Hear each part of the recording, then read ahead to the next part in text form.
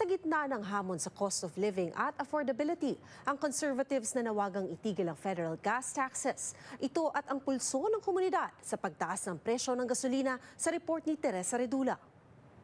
Hindi pa rin nakakapag-adjust. Bakit po?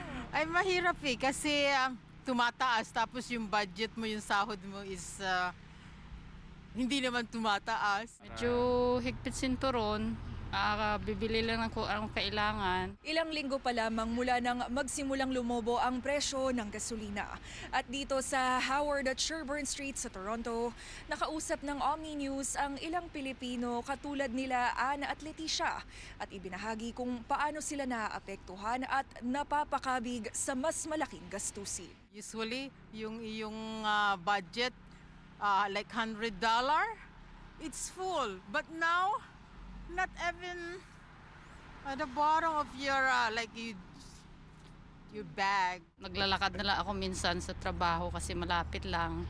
Tapos hindi muna trip ng mga malalayo. Sa gitna ng mga hamon na hinaharap ng Canadians sa affordability, Huwebes, nanawagan si Conservative leader Pierre Poilievre sa Liberal government na itigil ang lahat ng fuel taxes sa gasolina sa kabuuan ng 2026. A policy that would save 25 cents a liter, about $20 a fill-up, and $1,200 for the average family of four between now and the end of the year. Ang proposal ni Poilievre, kabilang ang pagtanggal ng fuel excise tax na kasalukuyang 10 cents a liter, pag-alis ng Clean Fuel Standard at ng GST, na ikatitipid daw ng drivers, nang tanungin ng Prime Minister sa posibilidad ng gas tax break noong Martes. Yeah, we're following closely, and we, in the context of fiscal realities, other measures we've taken to improve affordability. Hakbang na bukas sa isipan ng mga nakausap ng Omni News.